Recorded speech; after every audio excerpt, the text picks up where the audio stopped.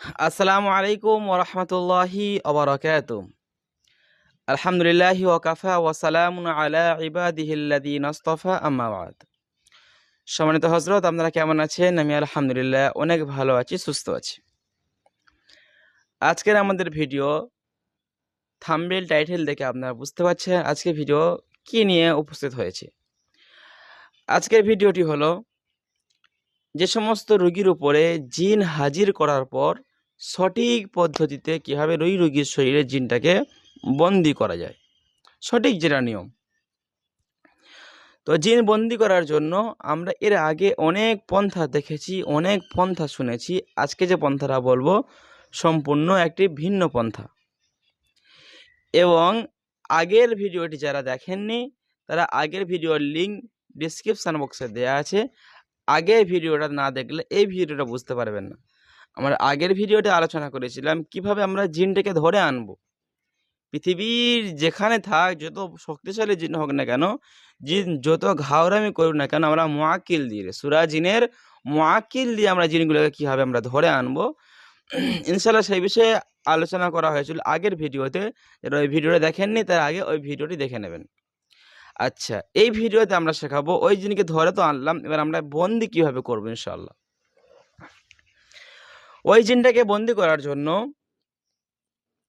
আমরা ঠিক এই রোগীর সিনা বরাবর এই শাহাদাত আমলটা নেব। রোগীর ঠিক সিনা বরাবর শাহাদাত আমলটা আমরা নেব। আমরা এই শাহাদাত আমলটা নিয়ে আমরা সূরা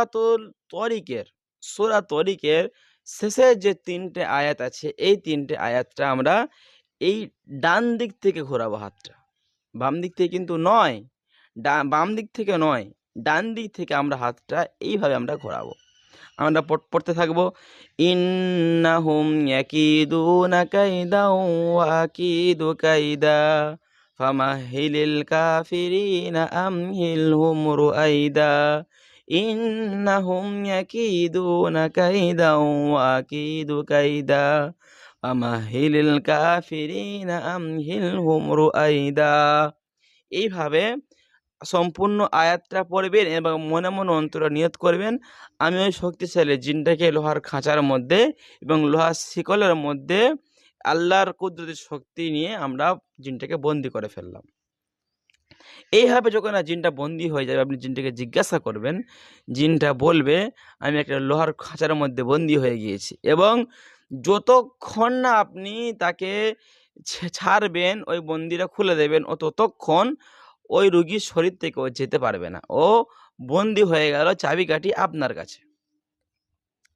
তো এই হলো জিনকে বন্দি করার মুজাররব পন্থা, মুজাররব আমল। এইভাবে জিনটাকে বন্দি করা যায়। তারপর জিন যদি ঘাওরামি করতে থাকে, জিন যদি কথাবার্তা না বলে, যদি চুপচাপ মেরে থাকে এবং তার শরীরে জিন এসছে কি আপনি বুঝতে পারছেন না, সে এমন অভিনয় করছে যে তার শরীরে জিন আসেনে, বা জিন দূর থেকে তার মস্তিষ্কটাকে কন্ট্রোল করছে, এমন ভাব পড়ছে যে সে জিনের আচরণ, জিন ধরেছে, কিন্তু না, জিন সাইড থেকে তার মস্তিষ্ক কন্ট্রোল করছে। ওই জিনটাকে কী করে আপনি ধরে আনবেন ইনশাল্লাহ, সে আমল ইনশাল্লাহ পরবর্তীতে ভিডিওতে দেওয়া হবে। আমরা ইনশাল্লাহ 2-3টে আরও এই শরীরে জিন বন্দি করে আমরা শিখব। তো আমাদের চ্যানেলে ধাপ টু ধাপ একের পর এক আমলিয়াত জগৎটাকে আমরা আগিয়ে দিতে চলেছি। যারা আমাদের চ্যানেলে নতুন সদস্য রয়েছেন, আমাদের চ্যানেলটা অতি অবশ্যই শেয়ার করে দিন, সাবস্ক্রাইব করে দিন। এবং আপনি যদি আমাদের কাছে ইজাজত হুকুম নিতে চান, আপনি এই চ্যানেলটা বেশি বেশি করে শেয়ার করুন। এবং যদি আপনার ইজাজতের প্রয়োজন হয়, আপনি কমেন্ট বক্সে আপনার নাম ঠিকানা লিখে দিন, ইনশাল্লাহ আমরা আপনার ইজাজত দিয়ে দেবো যদি ভালো বুঝি। যাই হোক, সকালে ভালো থাকুন, সুস্থ থাকুন। ইনশাআল্লাহ পরবর্তী ভিডিওতে আমরা আপনাদের বলবো কিভাবে ওই জিনটাকে আপনি শাস্তি দেবেন, এবং রোগীর শরীরে জিন আছে কি নেই, বা সে রোগীর শরীরে ঢুকে কথা বলছে না, তাকে কীভাবে আপনি কথা বলাবেন, আমি ইনশাআল্লাহ সে আমল বলবো। সকালে ভালো থাকুন, সুস্থ থাকুন। আসসালামু আলাইকুম ওয়া রাহমাতুল্লাহি ওয়া বারাকাতুহু।